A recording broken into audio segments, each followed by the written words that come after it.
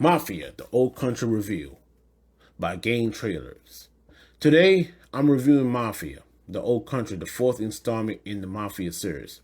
The last game in the franchise, Mafia 3, released back in 2016, 9 years ago, and fans been waiting for ever since. Unlike the previous three entries were open world, Mafia the Old Country takes a different route. It ditched the open world structure in favor of a linear, story-driven gameplay, and honestly, it works.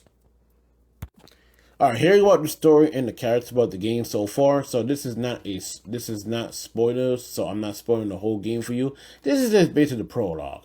So in the game you play as Enzo, a young man who spent most of his life at Caroso. I can't pronounce that. Forced to work deep underground in Delhi mines. So the mines is basically Delhi, and after saving for 12 years to pay off his father's debt, he finally see a chance at freedom. But then, of course, strategy happens. Enzo and his best friend Gato, that was his name, are sent into a desert mine shaft by by a crew overseer named Merlo to search for missing miners. They find them all dead from poison gas, and as the mine collapsed, during an earthquake, Enzo and Gato try to escape, but Gato dies trying to save their money. Enzo escapes furiously and take his revenge on Mello in a raw and emotional confrontation that sets the stage for the rest of the game. After escaping, Enzo is taken by the Don, but not as a hero. He made to work, cleaning stables, cooking, and of course loading wine. While working on the on the estate, he met Isabella. That's the Don's daughter, and there's curly chemistry. It's slow burn story of survival, class, and loyalty, and it's surprisingly ground and mature. All right, here about the gameplay. So this is about the gameplay in Mafia Old Country. Remember, this is not an open world game.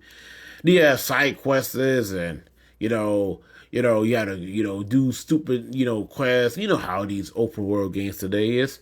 Ubisoft.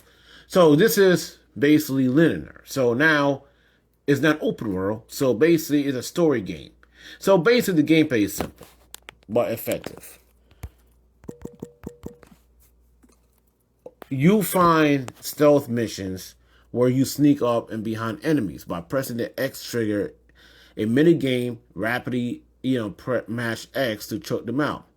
You can also press the D-pad to activate stealth mode and highlights enemies, useful for planning your moves. There's of course horseback and vehicle sequence. One of the stand-up missions involve the driving and evolve. Okay. One of the stand-up missions involve driving and shooting, like Uncharted 4, while rescuing Isabella. You can also earn money and upgrade your weapons and outfit, which adds just enough customization without overwhelming the experience. All right, so this is the presentation of the game.